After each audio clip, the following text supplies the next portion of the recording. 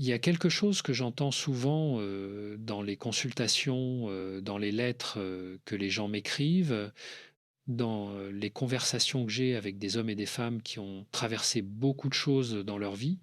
Une question qui revient, formulée de différentes façons, mais qui touche toujours au même endroit profond. Et cette question, c'est: qu'est-ce qui compte vraiment dans une relation quand on a vécu suffisamment longtemps pour savoir que le temps passe vite? Aujourd'hui, je voudrais m'arrêter avec toi sur quelque chose d'important. Quelque chose qui concerne les hommes après 60 ans, mais qui, je crois sincèrement, nous parle à tous, hommes et femmes, jeunes et moins jeunes.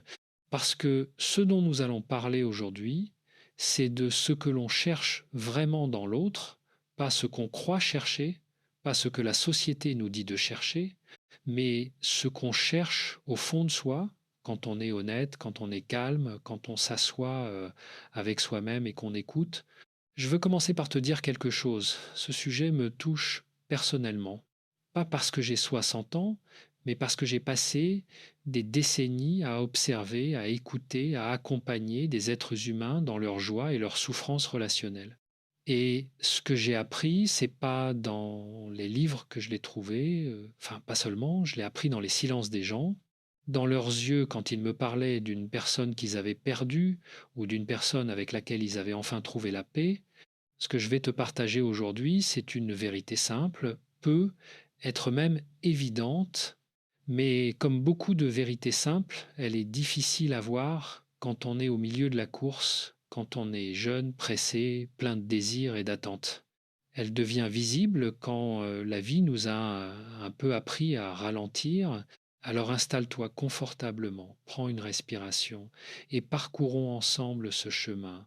Quand on est jeune, on entre dans une relation avec beaucoup de bagages, des désirs physiques, bien sûr, des aspirations sociales, l'envie d'être admiré, reconnu, séduit. On cherche quelqu'un qui nous valorise, qui nous fait sentir bien, qui correspond à l'image qu'on a de soi ou à celle qu'on voudrait avoir. Et tout ça est normal, tout ça fait partie de la vie.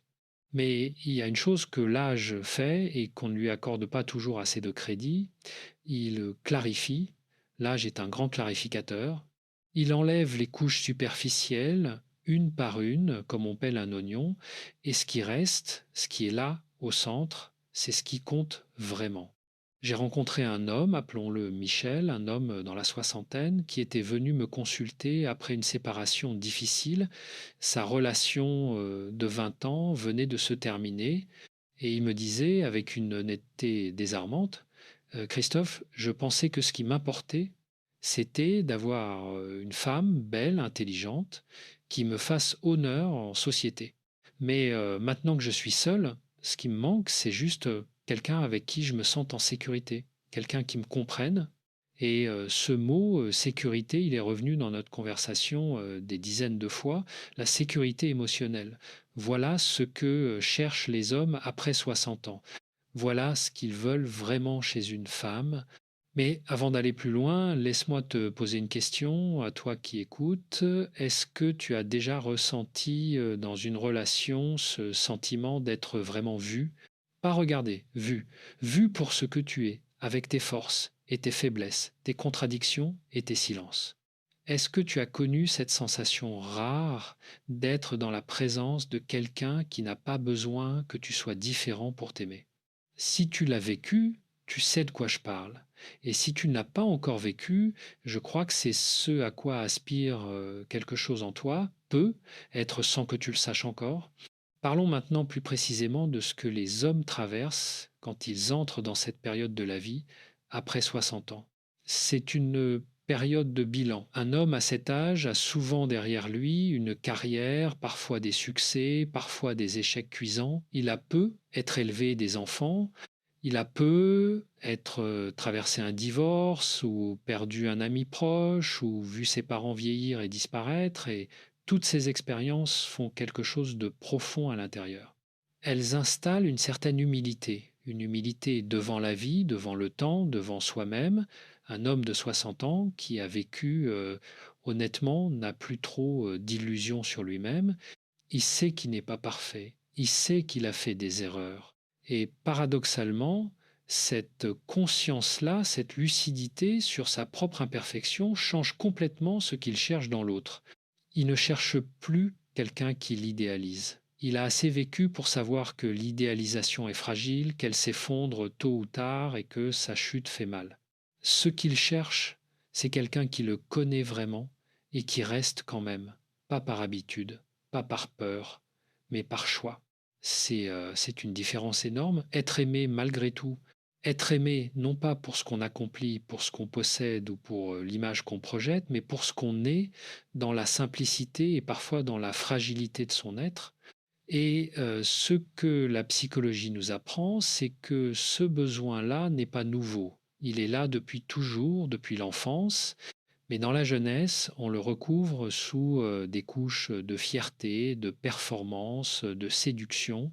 C'est seulement avec le temps, avec les épreuves, que le besoin fondamental refait surface. Il y a un concept en psychologie qu'on appelle l'attachement sécure. L'idée, développée par des chercheurs comme John Bowlby et Mary Ainsworth, c'est que les êtres humains ont un besoin viscéral de se sentir en sécurité dans leurs liens affectifs. Pas en sécurité au sens matériel du terme, en sécurité émotionnellement. Savoir que l'autre est là, qu'il ne disparaîtra pas au premier signe de vulnérabilité, que la relation peut contenir les difficultés sans se briser. Et ce que l'on observe, c'est que les hommes qui ont parfois masqué ce besoin toute leur vie derrière une façade de force et d'indépendance, ces hommes-là, en vieillissant, ne peuvent plus se permettre ce masque. La vie les a trop fatigués pour maintenir la façade. Et alors, le besoin d'attachement sécure émerge avec une force et une clarté qu'ils n'avaient peu être jamais connus auparavant. Si ce que tu entends te parle, si quelque chose résonne en toi, prends un moment pour t'abonner. Comme ça, tu continueras à recevoir ces réflexions sur les liens humains, sur l'art d'aimer sans se perdre. C'est une façon simple de continuer ce chemin ensemble. Revenons à notre exploration. On a dit que les hommes, après 60 ans, cherchent la sécurité émotionnelle. Mais qu'est-ce que cela signifie concrètement? Qu'est-ce que c'est une femme qui offre cette sécurité? Voilà quelque chose d'important à comprendre. La sécurité émotionnelle n'a rien à voir avec la passivité, avec le fait de ne jamais dire non, de toujours approuver. Non, ce n'est pas ça. Une femme qui offre une vraie sécurité émotionnelle, c'est une femme qui a une présence stable, ancrée, tranquille.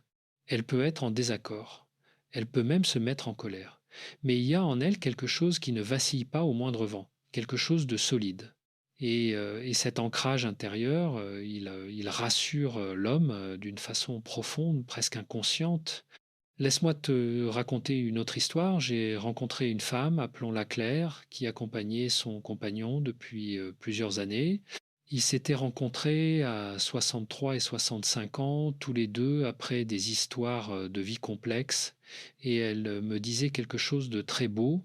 Elle disait, ce que j'ai appris avec l'âge, c'est que la vraie présence, c'est être là sans essayer de tout réparer.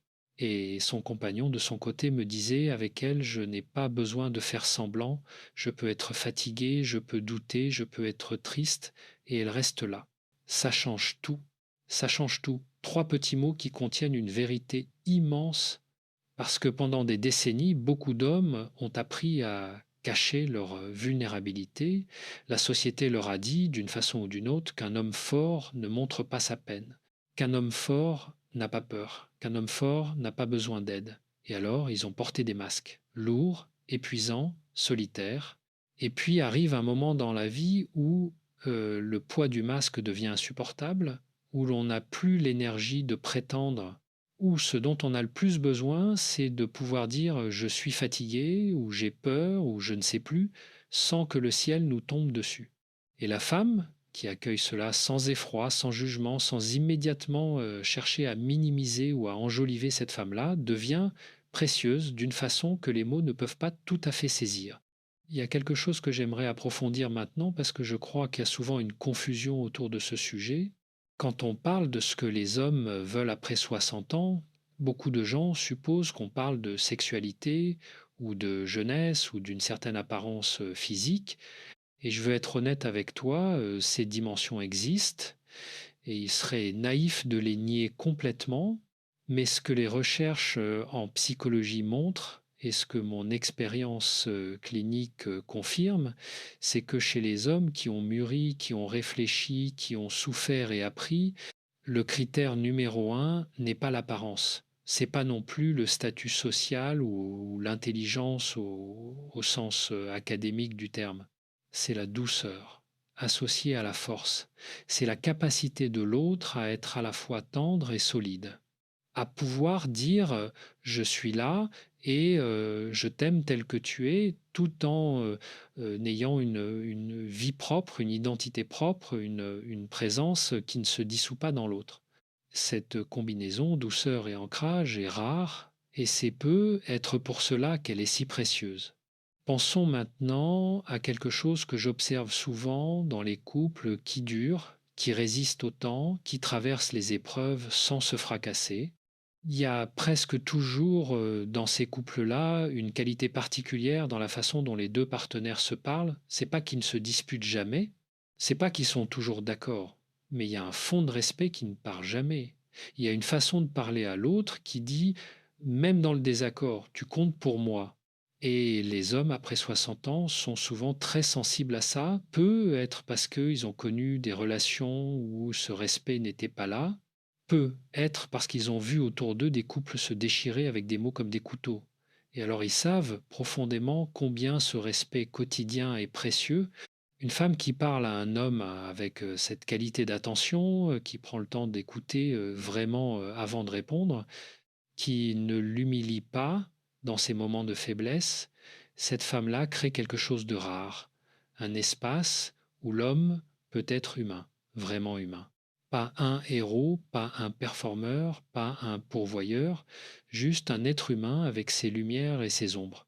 Si jusqu'ici quelque chose de ce que tu as entendu t'a fait réfléchir, t'a touché, ou même simplement t'a donné envie d'aller plus loin, je t'invite à te souvenir de laisser un like et à t'abonner.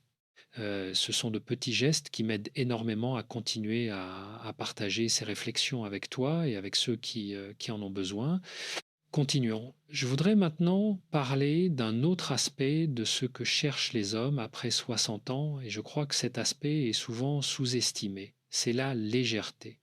Oui, la légèreté, le rire, la capacité de prendre la vie avec un certain humour, un certain recul, une certaine joie de vivre, parce qu'après des décennies à porter des responsabilités, à gérer des crises, à faire face à des pertes, à naviguer dans la complexité du monde professionnel et familial, ce dont les hommes ont souvent le plus besoin, c'est de souffler, de rire, de trouver du plaisir dans les petites choses, d'être avec quelqu'un qui sait aussi que la vie ne se prend pas toujours au sérieux. Il y a une forme d'intelligence que j'appelle l'intelligence du moment présent, la capacité de trouver de la joie dans ce qui est là maintenant, simplement un repas partagé, une promenade au coucher du soleil, une conversation légère sur des choses qui n'ont aucune importance. Et cette intelligence-là, cette capacité à habiter le présent avec légèreté est un don inestimable. La femme qui peut être à la fois profonde et légère, qui peut parler de choses sérieuses et puis éclater de rire pour une bêtise, qui sait que la vie contient à la fois le tragique et le comique, cette femme-là offre quelque chose que l'on ne peut pas acheter et que l'on ne peut pas simuler. Je pense à un couple que j'ai suivi pendant plusieurs années. Lui avait 67 ans, elle en avait 64. Ils s'étaient rencontrés à la retraite lors d'un cours de peinture.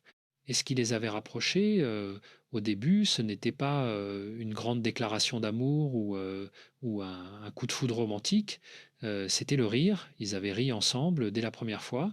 Et ce rire, il était encore là 10 ans plus tard. Il me disait, elle me fait rire, vraiment rire, pas poliment, vraiment. Et tu ne sais pas combien c'est précieux de rire vraiment avec quelqu'un. Et il avait raison, le rire partagé est une forme d'intimité, c'est une façon de dire à l'autre, je te fais confiance assez pour être spontané. Je me sens assez en sécurité pour être drôle, pour être absurde, pour être léger. Le rire partagé, c'est une forme d'amour. Parlons maintenant d'un sujet que j'aborde avec beaucoup de précaution, mais qui me semble essentiel pour comprendre ce dont nous parlons aujourd'hui. Il s'agit du rapport des hommes à leur propre vieillissement. Vieillir est une expérience profondément différente pour les hommes et pour les femmes, non pas parce que l'une ou l'autre serait plus facile ou plus difficile, mais parce qu'elle est vécue différemment, socialement, psychologiquement, corporellement. Pour beaucoup d'hommes, le vieillissement s'accompagne d'une forme de confrontation à leur propre mortalité qui peut être très déstabilisante. Les cheveux qui blanchissent, le corps qui change, les forces physiques qui diminuent, les enfants qui quittent la maison, la retraite qui arrive, tout cela peut déclencher ce qu'on appelle parfois la crise du milieu de vie ou même plus tard une sorte de mélancolie existentielle. Et dans cette période, la femme qu'il a à côté de lui joue un rôle crucial, non pas pour nier cette réalité, non pas pour lui dire que tout va bien quand tout ne va pas bien, mais pour être présente, pour lui dire, sans forcément les mots, que sa valeur n'est pas déterminée par sa capacité à performer, à produire, à conquérir. La femme qui peut regarder un homme qui vieillit et lui dire, dans ses actes et dans ses mots, je te vois et tu es précieux, cette femme-là lui offre quelque chose que j'appellerais une grâce profonde et irremplaçable. Et c'est peut être là, au fond, la chose la plus précieuse que les hommes cherchent après 60 ans, être vus dans leur vieillissement sans être jugés pour cela. Être aimé, non pas malgré les années, mais avec les années, trouver quelqu'un qui accueille aussi le passage du temps comme une richesse plutôt que comme une défaite.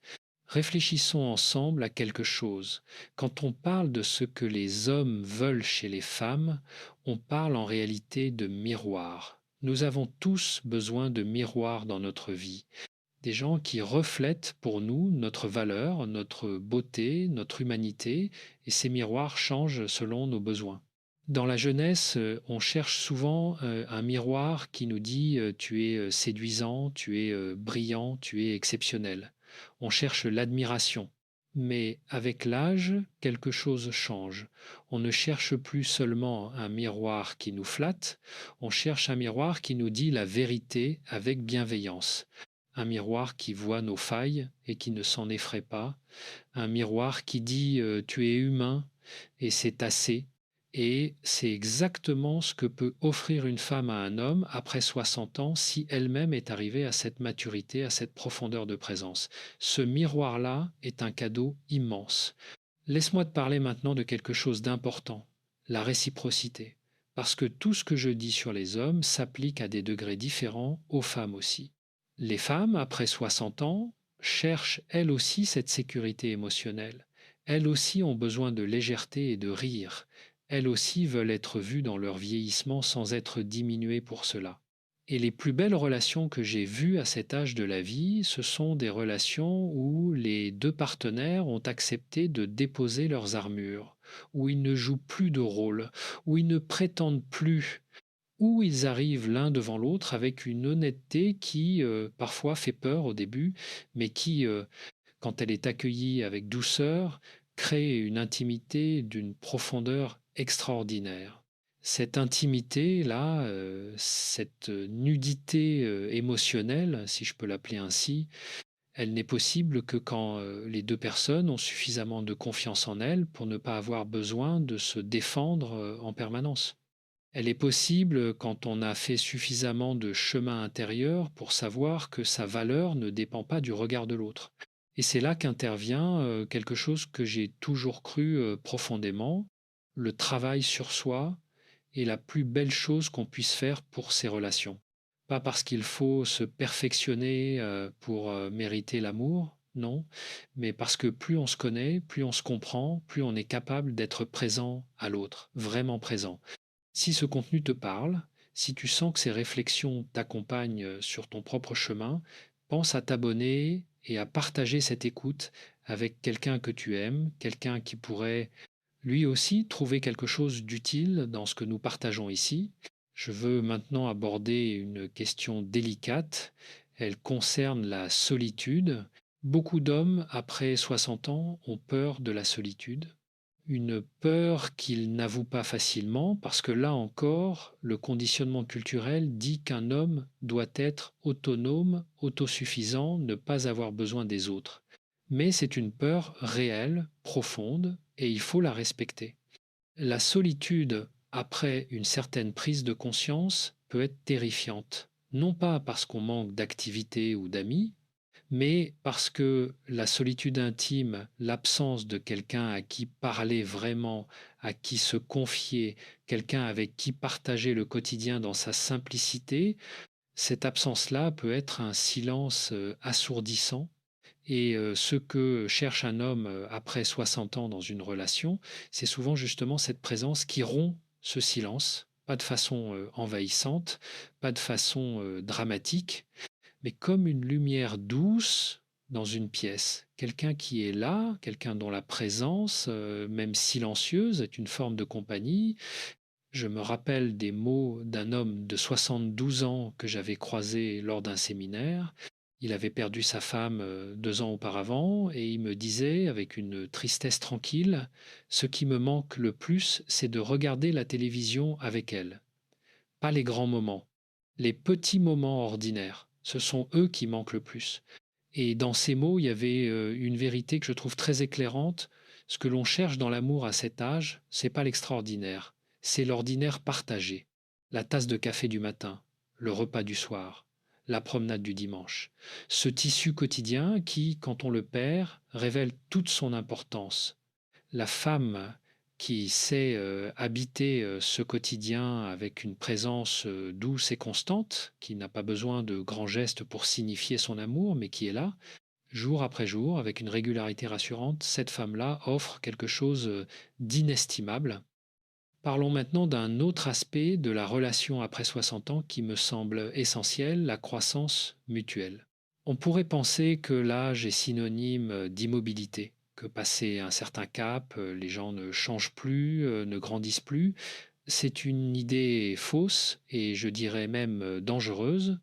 La croissance psychologique et émotionnelle ne s'arrête pas à 60 ans. Elle continue. Elle prend une forme différente, moins turbulente, peut être, moins spectaculaire, mais tout aussi réelle. Et les hommes qui vivent de belles relations à cet âge de la vie sont souvent des hommes qui ont trouvé en leur partenaire quelqu'un qui les stimule encore, quelqu'un qui leur pose des questions nouvelles, qui leur fait découvrir des perspectives qu'ils n'avaient pas envisagées, qui les pousse doucement mais fermement à continuer à grandir. Il y a dans le vieillissement bien accompagné quelque chose que les psychologues appellent l'intégration. Ce terme désigne la capacité à assembler les différents morceaux de sa vie, les succès et les échecs, les joies et les douleurs, en une histoire cohérente et acceptée. Et cette intégration, elle se fait souvent en conversation, en dialogue avec quelqu'un qu'on aime, quelqu'un qui nous aide à trouver le sens de ce qu'on a vécu. La femme qui peut être ce témoin bienveillant de la vie d'un homme, qui peut l'écouter raconter son chemin sans le juger, qui peut l'aider à trouver le sens là où il pensait, n'en voir aucun, cette femme-là joue un rôle thérapeutique au sens profond du terme, non pas comme thérapeute, mais comme présence aimante. Et voilà encore une chose que les hommes ne disent pas souvent, mais que j'entends souvent en consultation, entre les lignes, parfois même dans les silences. Ils ont besoin d'être écoutés, vraiment écoutés, sans être immédiatement conseillés, sans que l'autre essaie de résoudre leurs problèmes avant même qu'ils aient fini de les exprimer. La qualité d'écoute que l'on offre à quelqu'un est l'un des plus grands cadeaux que l'on puisse faire. Et après 60 ans, les hommes ont souvent traversé une vie où très peu de gens les ont vraiment écoutés. Leur père masculin parlait peu d'émotions. La société leur demandait d'agir, pas de ressentir. Et alors trouver enfin quelqu'un qui sait écouter, qui fait de l'espace pour ce qu'on ressent, qui ne remplit pas les silences avec ses propres anxiétés, c'est une révélation. Approchons-nous de la fin de notre réflexion d'aujourd'hui et je voudrais terminer par quelque chose d'essentiel. Quelque chose qui, je l'espère, restera avec toi longtemps après que tu auras arrêté d'écouter. Tout ce dont nous avons parlé aujourd'hui, la sécurité émotionnelle, la légèreté, la présence, l'écoute, le respect, la croissance mutuelle, tout cela ne sont pas des caractéristiques que certaines femmes ont et d'autres pas.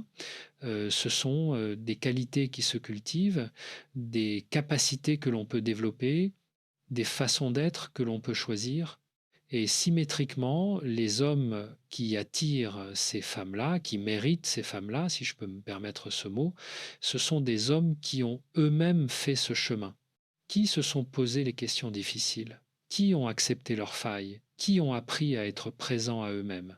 Parce que, et c'est une vérité que j'ai apprise à travers des années de travail clinique et de réflexion personnelle, on attire souvent le niveau de présence et de profondeur que l'on est soi-même capable d'offrir. Ce n'est pas une règle absolue, il y a des exceptions, et la vie est complexe, mais dans les grandes lignes, c'est vrai, l'homme qui a travaillé sur lui-même, qui a appris à accueillir sa vulnérabilité, qui sait ce qu'il cherche vraiment, cet homme-là a plus de chances de reconnaître et d'apprécier la femme qui lui offre ce dont il a besoin, et il est plus capable de lui offrir en retour ce dont elle a besoin, l'amour à cet âge de la vie, quand il est mûr, quand il est lucide, quand il est choisi en connaissance de cause, et peut être la forme la plus belle et la plus complète de l'amour humain. Parce qu'il n'est pas aveugle, il voit les défauts et reste, il connaît les limites et accepte, il a déjà connu la douleur de la perte et choisit quand même de s'attacher. Il y a quelque chose de profondément courageux dans cet amour tardif. Il faut du courage pour ouvrir son cœur après avoir été blessé, il faut du courage pour faire confiance à nouveau après des déceptions, il faut du courage pour dire à voix haute ou dans le silence de son cœur: je mérite encore d'être aimé et j'ai encore à donner. Ce courage-là, je l'admire profondément et je crois qu'il est possible pour chacun d'entre nous, à n'importe quel âge, à n'importe quel moment de notre vie. Laisse-moi résumer, avant de conclure, les points essentiels de ce que nous avons exploré ensemble aujourd'hui. Après 60 ans, ce que les hommes cherchent le plus chez une femme, c'est une sécurité émotionnelle profonde. Cette sécurité, c'est le sentiment d'être vu, accepté et aimé dans sa totalité. C'est la possibilité d'être vulnérable sans craindre le jugement. C'est la présence d'une personne qui reste stable et douce, même quand les vents sont contraires. Il cherche aussi la légèreté, la capacité de rire, de jouer, de trouver de la joie dans l'ordinaire, parce que la vie a été sérieuse assez longtemps, et ce qui donne de l'énergie pour continuer, c'est souvent la légèreté partagée. Il cherche le respect, un respect quotidien fait de petits gestes et de mots qui affirment la valeur de l'autre. Ce respect-là est le fondement sur lequel tout le reste peut être construit. Il cherche l'écoute, non pas des solutions, non pas des conseils, mais une vraie présence attentive, quelqu'un qui fait de l'espace pour ce qu'ils vivent. Et enfin, il cherche la croissance, une relation qui ne les fige pas dans ce qu'ils ont été, mais qui les invite à continuer à devenir. Tout cela, bien sûr, dans la réciprocité. Car les plus belles relations sont celles où les deux partenaires s'offrent mutuellement ces cadeaux. Je voudrais terminer avec une image qui me vient souvent quand je pense à l'amour mature. Imagine deux arbres anciens plantés côte à côte depuis longtemps. Leurs racines, sous la terre, se sont entremêlées sans que personne ne le voie. Quand le vent souffle, chacun se penche légèrement, mais il ne tombe pas, parce que leurs racines se soutiennent mutuellement, parce qu'ils ont appris, avec le temps, à s'ancrer ensemble. C'est ça l'amour après 60 ans. Deux personnes qui ont chacune leurs racines, leur histoire, leur identité propre, et qui ont choisi de planter ces racines suffisamment proches pour se soutenir mutuellement, pas pour se fondre l'un dans l'autre, pas pour se perdre, mais pour ne pas rester seuls face aux tempêtes. Et c'est peu être la chose la plus belle que la vie peut offrir. Merci de m'avoir accompagné jusqu'ici. Merci pour ton attention, pour ta présence, pour le chemin que tu fais, à ta façon, chaque jour. Ces réflexions que je partage avec toi, elles ont du sens parce que tu es là pour les recevoir. Et ça, je ne le prends jamais pour acquis. Si ce contenu t'a été utile, si quelque chose t'a touché ou fait réfléchir, je t'invite sincèrement à t'abonner et à le partager avec quelqu'un qui pourrait lui aussi trouver quelque chose de précieux dans cette conversation. C'est une façon simple mais belle de continuer à construire cette communauté de gens qui cherchent à vivre et à aimer plus consciemment. On se retrouve dans le prochain épisode. Prends soin de toi.